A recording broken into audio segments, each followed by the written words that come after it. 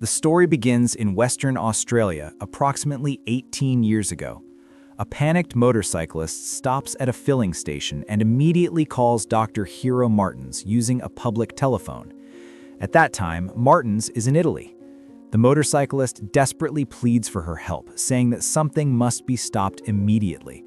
He explains that something has escaped from one of NASA's tanks and has already killed everyone at the location.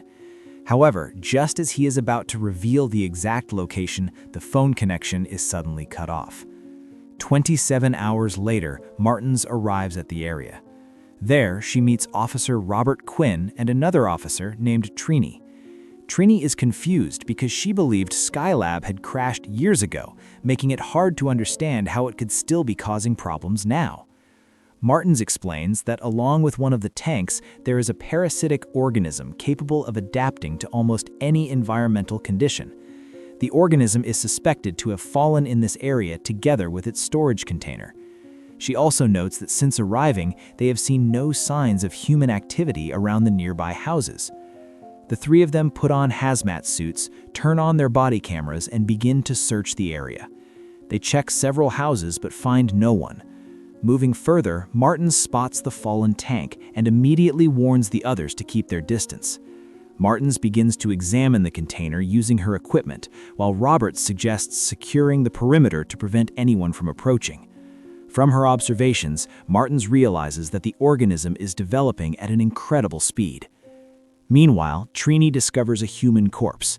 When Robert and Martins climb up to examine it, the organism unknowingly attaches itself to Martins' shoe and begins to seep inside. Once they reach the top, they find the victim's body severely destroyed, looking as if it had exploded from within. They also see several other bodies scattered across the roof. Martins explains that the pattern is similar to a dangerous fungal infection that takes over a host's body, grows inside, and then destroys it from within. Suddenly, the head of one of the bodies explodes, prompting them to leave the site immediately. Before departing, Martins stops for a moment to collect a sample.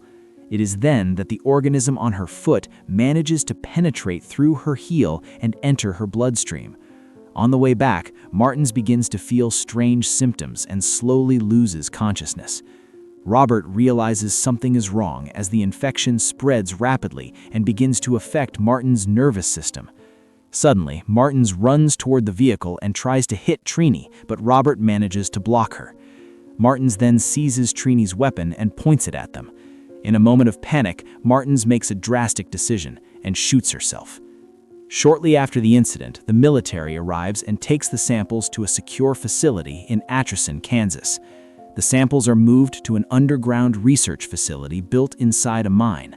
Scientists then carefully extract the organism and store it in a special cold room along with other samples. Years pass until military security at the site is finally withdrawn.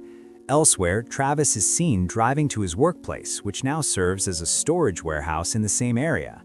His colleague, Griffin, who works the night shift, tries to persuade Travis to join his plan to steal some of the stored goods.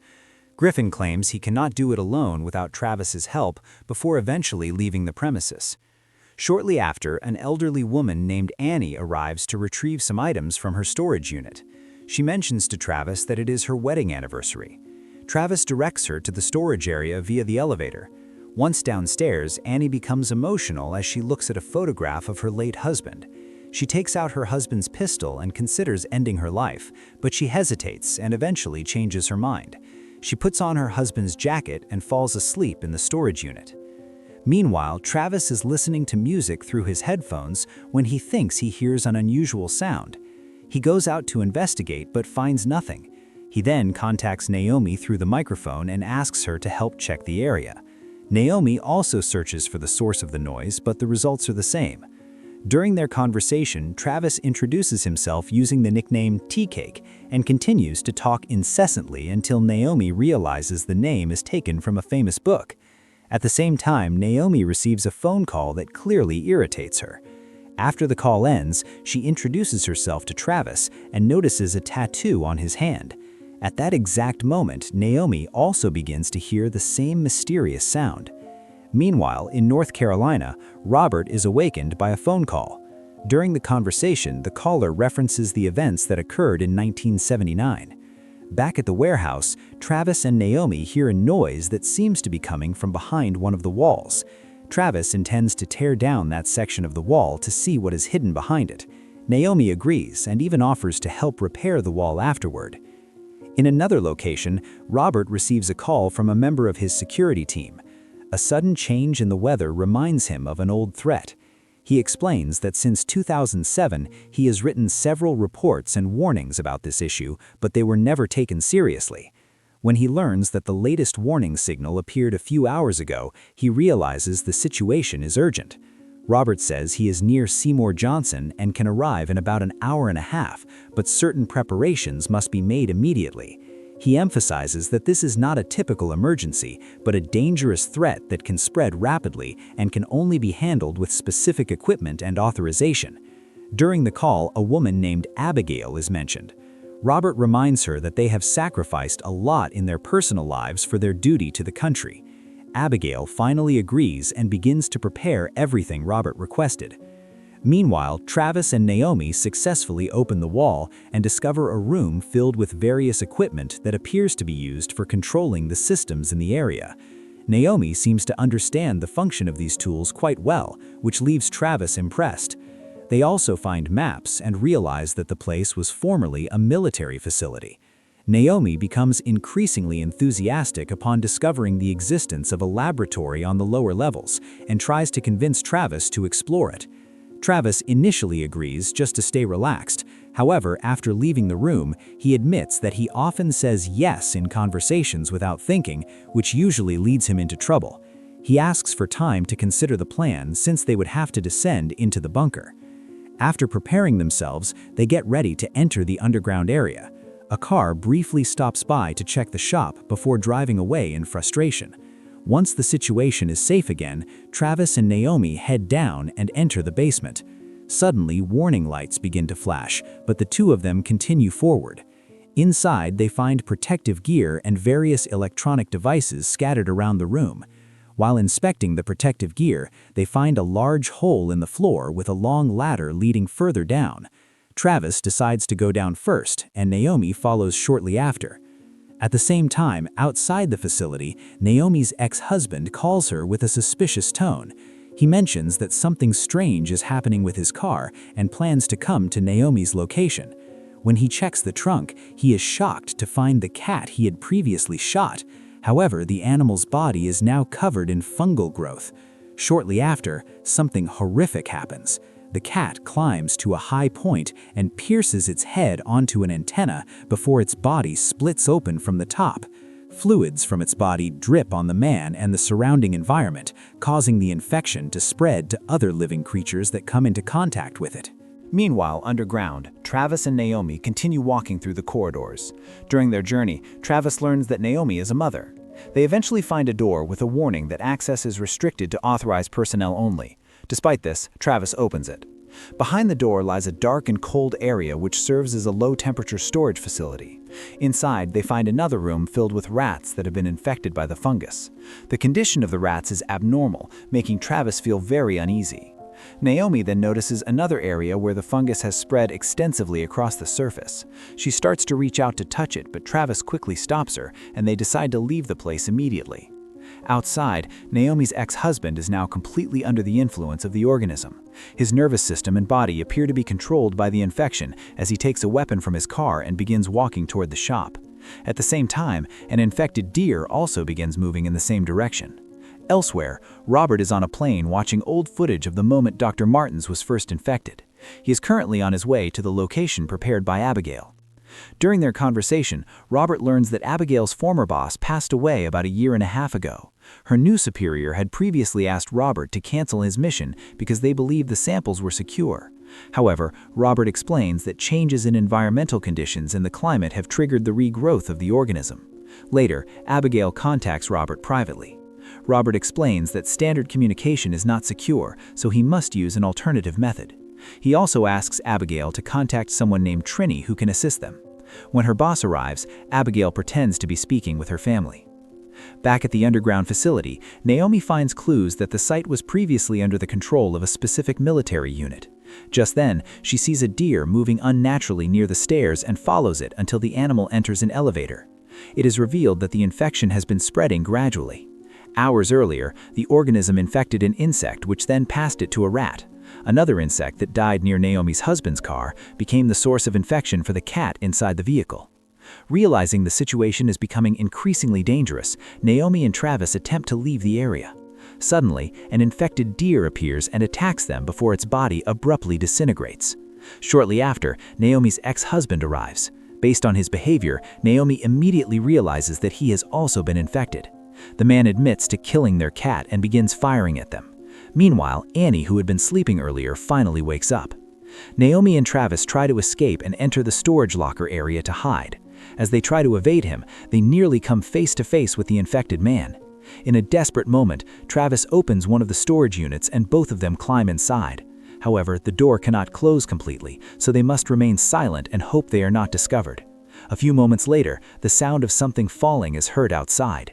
Before they can confirm what happened, Travis takes the opportunity and prepares to move.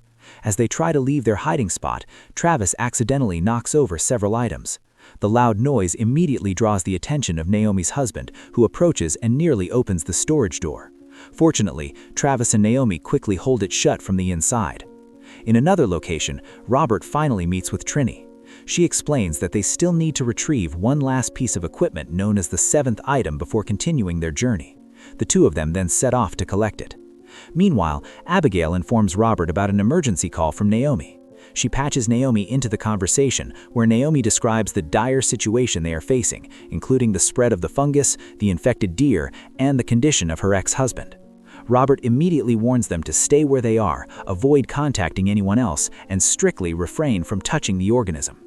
Naomi notes that the situation seems like an outbreak that will continue to grow and spread if it is not stopped immediately. Shortly after, the sound of a vehicle is heard above. At first, they hope that help has arrived, but Travis realizes that it is not the military. Instead, it is Griffin and his group who have come to loot the shop. The group enters and finds the carcass of the infected deer. Griffin becomes suspicious, believing Travis has been hiding goods for himself. They head down to the storage area to take televisions and other electronics, though one of the members begins to feel that something is wrong. On the other side, Robert and Trini arrive at Trini's son's house to get the final piece of equipment. The item is found inside a chest. However, before they can leave, Trini's son, Anthony, wakes up and points a gun at them, confused by a situation that was never explained to him. Outside the house, Trini finally hands the car keys to Robert and decides not to go any further. She explains that her previous experience nearly cost her life and that she is still traumatized by what happened to Dr. Martens. Back at the cold storage facility, Travis wants to go upstairs to warn the others, but Naomi initially disagrees. Travis explains that he does not want to lose his job or have his life fall apart again. Moved by his honesty, Naomi finally supports his decision. Upstairs, the looters are busy loading goods, while Naomi's infected ex-husband wanders toward them. They initially think he is just sick, but he suddenly vomits fluid toward them and slams a nearby locker door. Just as he is about to attack Travis and Naomi, Annie appears and shoots him. A moment later, the man's body disintegrates due to the advanced state of the infection. Meanwhile, Robert contacts Abigail and warns her that a storm is approaching. He explains that if the organism comes into contact with rainwater, its spread could become much faster.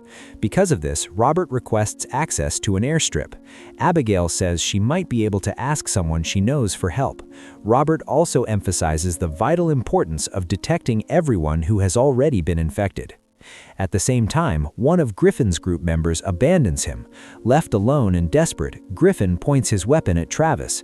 Suddenly, a strange noise comes from inside a locker.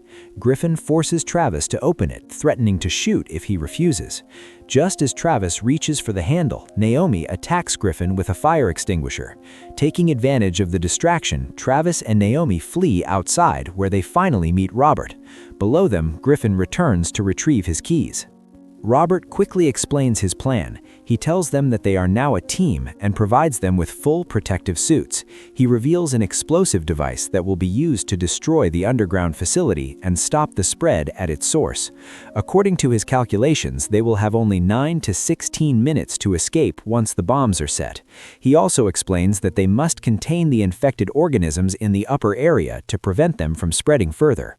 Meanwhile, infected victims begin to emerge from the depths. One person falls into an area covered in fungus and is instantly infected, while others are killed in the initial blasts. Naomi and Travis put on their protective gear and head back down to set the explosives. Outside, Robert disables the vehicles to ensure no one can escape the containment zone. When an infected victim appears, Abigail assists Robert through thermal camera monitoring, allowing him to neutralize the threat immediately. Underground, Travis and Naomi return to the source and begin planting the bombs. Meanwhile, Griffin struggles to survive as more infected creatures appear outside. Robert finds it difficult to move due to a back injury. To block the approaching threat, he shoots a motorcycle, causing an explosion that creates a temporary barrier. In the lower section of the facility, Travis and Naomi enter a room and find that almost the entire area is covered in growth. They realize that if they do not stop it now, the infection will reach the nearby river and contaminate the water supply. Without wasting a second, they prime the explosives and rush back toward the surface.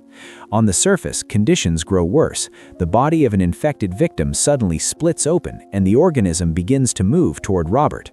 In this critical moment, Robert neutralizes the victim before the infection can spread. Underground, time is running out for Travis and Naomi. They originally had several minutes to escape, but due to a system malfunction, the countdown suddenly drops to only 1 minute. In another area, Griffin tries to evade Robert by moving silently. After escaping the immediate danger, Griffin intends to attack Robert. At that exact moment, Trini arrives on the scene and stops Griffin before he can act. Simultaneously, Travis and Naomi manage to reach the surface. However, they are confronted by an infected woman, and Naomi is forced to take her down. The two then join Robert and Trini. They quickly help Robert into the vehicle and drive away as fast as possible. Shortly after, time runs out. A massive explosion shakes the area, destroying the shop and the entire underground facility beneath it. The ground begins to collapse around them, but Naomi keeps driving until they are clear of the danger zone. A massive crater is formed at the site of the explosion, while Abigail watches from a distance. Following the incident, the media pressures authorities for an explanation. Not long after, Abigail meets Robert in person. She reveals that her real name is Ishani and thanks him for helping her find her purpose in life again. Elsewhere, life begins to move forward. Travis spends his time with Naomi and finally tells her the true story behind his nickname. Over time, their bond grows closer and develops into deeper feelings. This is where the story ends.